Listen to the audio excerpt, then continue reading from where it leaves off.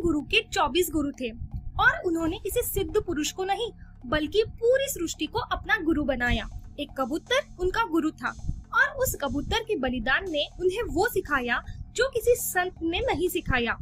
एक स्त्री भी उनकी गुरु थी जिसे समाज ने ठुकराया था और जिसके अनुभव ने एक सिद्ध पुरुष को नया ज्ञान दिया। राजा यदु पूरे राज्य के मालिक जंगल में एक अवधूत गुरु के चरणों में झुक गए। क्यों? क्योंकि उन गुरु के पास न धन था, न राज्य, न परिवार। फिर भी उनकी आंखों में वो शांति थी जो राजा यदु ने कभी अपने महल में नहीं देखी। और जब राजा ने विनम्रता से पूछा, हे प्रभु, आपके गुरु कौन है? उनका उत्तर आज भी हजारों साल बाद हर उस इंसान को हिला देता है जो जिंदगी में सही गुरु, एक सही रास्ता ढूंढ रहे हैं।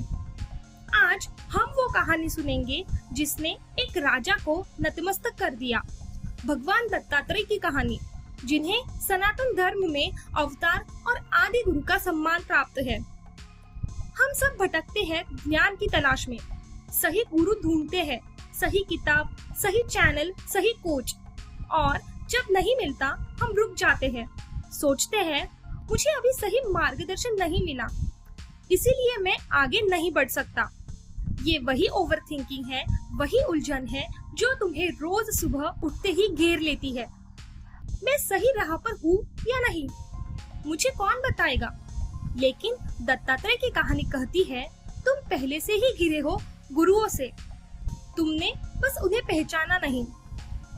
आज हमारे में आम धारणा क्या है? ज्ञान ऊपर से आता है, किसी बड़े इंसान से, किसी संत से या फिर किसी सिद्ध पुरुष से। दत्तात्रेय इस धारणा को पूरी तरह तोड़ देते हैं। राजा यदु जब पूछते हैं, आप इतने आनंदित कैसे हैं? आपका गुरु कौन है? आप किसी से शिक्षा पाकर मुक्त हुए? दत्तात्रेय जवाब देते हैं, हे राजन, मैंने अपनी बुद्धि से अनेक गुरु बनाए हैं। यानी गुरु बाहर नहीं, गुरु देखने की नजर में है। हर वो चीज जो तुम्हें कुछ सिखाए वो तुम्हारा गुरु है, चाहे वो इंसान हो या न हो। ये सुनकर राजा यदु चौंक जाते हैं और दत्तात्रेय शुरू करते हैं एक एक करके अपने 24 गुरुओं की कहानी। आज हम पहले 12 गुरु इस वीडियो में सुनेंगे। पहला गुरु धरती। धरती पर लोग चलते हैं, खोदते हैं, थूकते हैं, गंदगी फेंकते हैं, फिर भी धरती कभी शिकायत नहीं करती। वो सबको सहती है और बदले में फल, अनाज, पानी सब कुछ लौटाती है। दत्तात्रेय कहते हैं, धरती ने मुझे सिखाया सहनशीलता। जो तुम्हारे साथ बुरा करे उसके साथ भी अच्छा करना छोड़ना नहीं। आज की जिंदगी में सोचो, तुम्हारा बॉस तुम्हें दबाता है, कोई दोस्त धोखा देता है, कोई रिश्ता तुम्हें रोज तोड़ता है। तुम्हारी पहली प्रतिक्रिया होती है बदला, गुस्सा या टूट जाना। लेकिन धरती जैसा इंसान वो टूटता नहीं, वो सहता है और फिर भी देना बंद नहीं करता। यही असली ताकत है। दूसरा गुरु पानी। पानी हमेशा शुद्ध करता है, खुद गंदा हो जाए फिर भी दूसरों को साफ करने का काम नहीं छोड़ता, और पानी हमेशा नीचे की तरफ बहता है, विनम्रता का प्रतीक। दत्तात्रेय सिखाते हैं, जो इंसान सच में ऊंचा उठना चाहता है उसे पहले झुकना सीखना होगा। जितना विनम्र उतना गहरा असर। आज के समय में देखो, जो लोग सिर्फ अपनी बड़ाई दिखाते हैं वो जल्दी थक जाते हैं, लेकिन जो चुपचाप विनम्रता से काम करते हैं वो लंबे समय तक असर छोड़ते हैं। तीसरा गुरु अग्नि। आग जो भी उसमें डाला जाए उसे जला देती है, फिर भी खुद अछूती रहती है। लकड़ी जलकर राख हो जाती है, पर आग हमेशा वैसी की वैसी चमकती रहती है। यहाँ से सीख मिलती है, तुम्हारे आसपास जो भी नकारात्मकता आए उसे स्वीकार करो, उसे पचाओ, लेकिन खुद को उससे दूषित मत होने दो। एक सच्चा योगी वो है जो हर परिस्थिति से गुजरे पर अपनी शुद्धता, अपनी शांति न खोए। दुनिया की गंदगी को अपनी आत्मा तक मत पहुंचने दो। चौथा गुरु वायु। हवा हर जगह जाती है, महल में भी, श्मशान में भी, पर वो कहीं टिकती नहीं, किसी चीज से चिपकती नहीं। दत्तात्रेय सीखते हैं, दुनिया में रहो, हर अनुभव से गुजरो, पर किसी भी चीज से बंधो मत। अटैचमेंट ही सबसे बड़ा दुख का कारण है। सोचो, कितनी बार तुम एक पुरानी बात, एक पुराना रिश्ता, एक गलती को इतना पकड़े रखते हो कि वर्तमान में जीना भूल जाते हो। वायु जैसा बनो, गुजरो पर पकड़ो मत। 5वां गुरु आकाश। आकाश हर चीज को अपने में समेटे हुए है।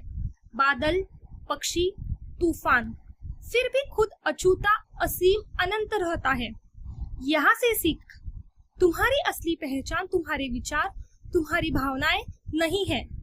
तुम वो आकाश हो जिसमें ये सब आते जाते हैं।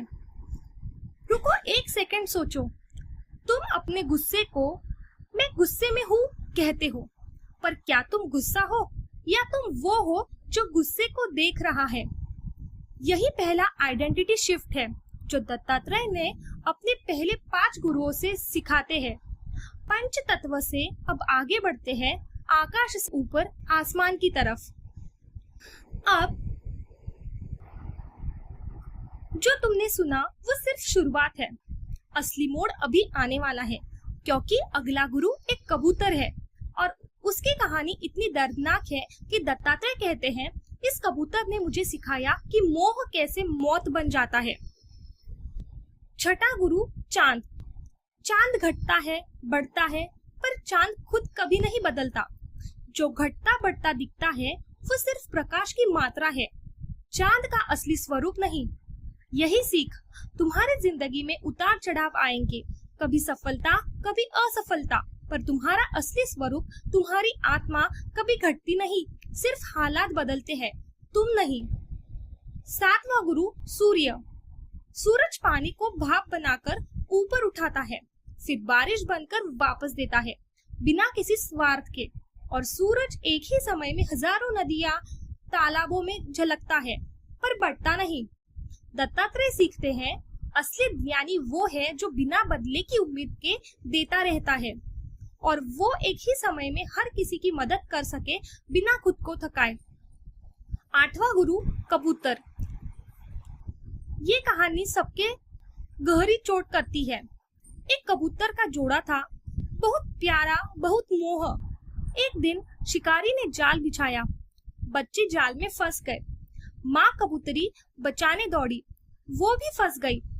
पिता कबूतर जो अकेला भाग सकता था, इतना मोह में डूबा था कि वो भी जाल की तरफ दौड़ पड़ा और फंस गया।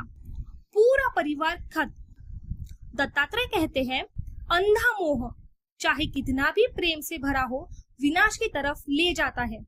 सोचो, कितनी बार तुमने किसी रिश्ते, किसी नौकरी, किसी आइडेंटिटी को इतना पकड़ रखा है कि वो तुम्हें डुबो रहा है, फिर भी तुम छोड़ नहीं पा रहे। यही वो जाल है। 9वां गुरु अजगर। अजगर शिकार के पीछे नहीं भागता, वो पड़ा रहता है, धैर्य से, और जो भी सामने आता है उसे स्वीकार करता है, चाहे भरपेट भोजन मिले या दिनों तक कुछ न मिले। यहाँ से सीख, जो मिले उसमें संतोष रखो, जिंदगी के पीछे मत भागो जैसे पागल। धैर्य रखो, वो जो तुम्हारे लिए है वो अपने समय पर आएगा। आज की हसल कल्चर में ये सबसे कठिन सबक है, क्योंकि हमने सिखाया गया है कि भागो वरना पीछे रह जाओगे।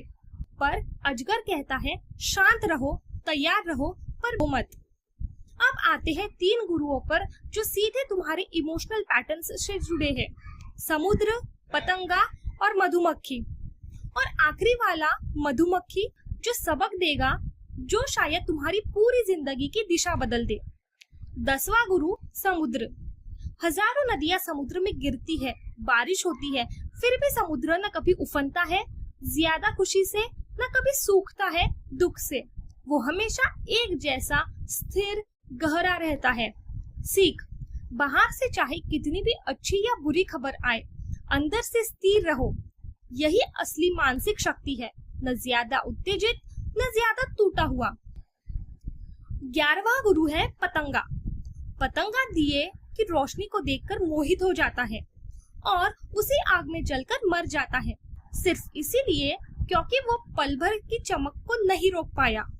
दत्तात्रेय कहते हैं, इंद्रियों का अनियंत्रित आकर्षण, चाहे वो कोई नशा हो, कोई आदत हो, कोई क्षणिक सुख हो, वो तुम्हें उसी तरह जला सकता है जैसे पतंगे को आग जलाती है।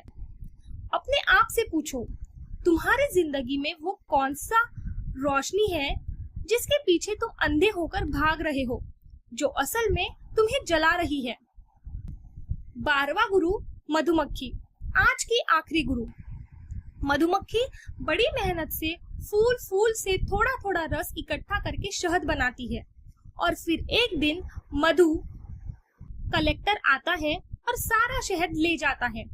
मधुमक्खी की सारी मेहनत पर भरले छीन जाती है।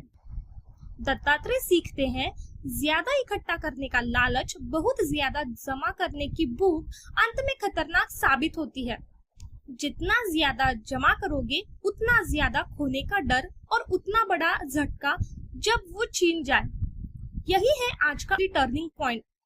पिछले 12 गुरुओं ने तुम्हें सिखाया सहनशील, विनम्रता, धैर्य, संतोष, लेकिन मधुमक्खी की कहानी पूछती है, क्या तुम अपनी जिंदगी इकट्ठा करने के लिए जी रहे हो या जीने के लिए? पृथ्वी ने सहना सिखाया, जल ने झुकना सिखाया, अग्नि ने शुद्ध रहना, वायु ने बिना बंधे गुजरना, आकाश ने खुद को पहचानना, चांद और सूरज ने स्थिरता और निस्वार्थता सिखाई, कबूतर ने मोह का खतरा दिखाया, अजगर ने संतोष सिखाया, समुद्र ने शांति, पतंगे ने चेतावनी दी और मधुमक्खी ने आखिरी सबक दिया, लालच का अंत हमेशा खालीपन होता है। दत्तात्रेय ने कभी एक भी आश्रम नहीं बनाया, फिर भी उन्होंने पूरी सृष्टि को अपना गुरुकुल बना लिया। स्पष्टता बाहर से नहीं आती, वो तब प्रकट होती है जब तुम देखना शुरू करते हो। पर कहानी यहाँ खत्म नहीं होती, अभी 12 गुरु बाकी है, जिसमें एक हाथी, एक हिरन, एक सांप, एक वैश्या भी है, जिसकी कहानी इतनी चौंकाने वाली है कि खुद राजा यदु सुनकर स्तब्ध रह गए। अगले वीडियो में दत्तात्रेय के बाकी 12 गुरु और वो आखिरी राजा जिसे उन्होंने 25वां गुरु कहा। हम मोटिवेट नहीं करते, हम तुम्हें साफ देखना सिखाते हैं। अगर आज की कहानी ने तुम्हें भी एक नई नजर दी है तो इस चैनल को अभी सब्सक्राइब करो और नीचे कमेंट में बताओ इन 12 गुरुओं में से किसने तुम्हें सबसे ज्यादा झकझोरा, क्योंकि अगला गुरु तुम्हारी सबसे बड़ी कमजोरी को आईना दिखाने वाला है।